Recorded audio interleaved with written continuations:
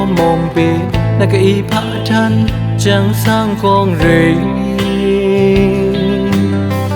con khả cô ta lứa mây nọ khiến ni na cho ring nắn môi lên na con rì khiêu thu xóm tóm rập mưa bà áo thuần lùi na áo hên nhôm tâm hoa từ cao mồm bị rắc xuất nắng nàng chỉ ông ni mà con yêu lạ ni mà đàn con khá cô na áo kim kha hơn sớm gió ngao hoàng ni ta và trong lời sơ đã ta phụ bia long kỳ tập ra lên xuống ta lỡ thì ông đã chớm đi rắc xa bên kia con gì sẽ chẳng tôn vô con vì sắc xin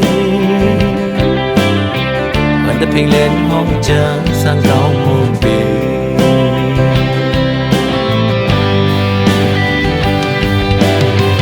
xinh lên kia họ mong có na mai khả kiếm mặn nó xinh tươi nịa chàng con đi thu ngô mướn ra ôm bơ na bơ thoa na cô xanh lộn nhụ nín tơ nắng na tập trăng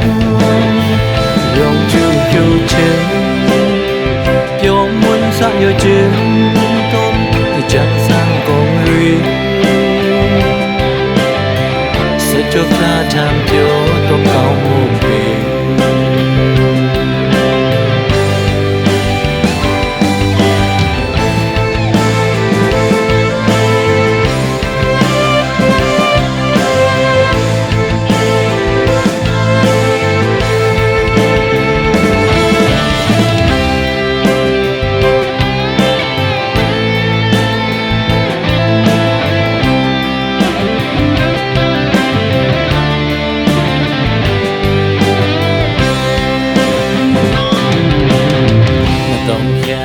nắng có mồm bia là cái ý phá chân chẳng sang con rì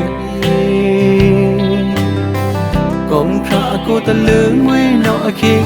ni na cho ring nắn môi lên na con rì khiêu thu xóm tóm rập mưa bà áo thuần lùi na áo hên nhôm tâm hoa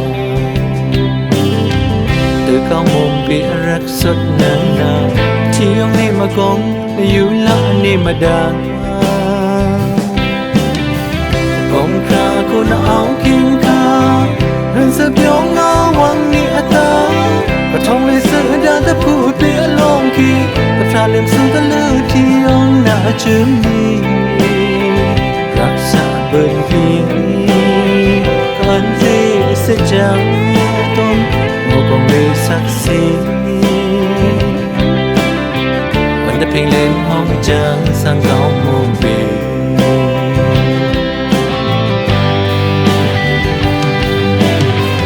xinh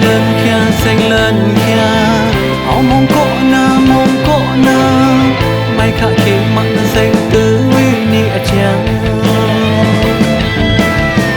con đi thu ngô mướn ra ôm bơ na bơ thoa na cô xanh lòng nhụ nín tơ nắng na tập trăng lòng chưa kêu chân vô muốn xa vô chân tôm thì chẳng sang con riêng sẽ cho ta tham thiếu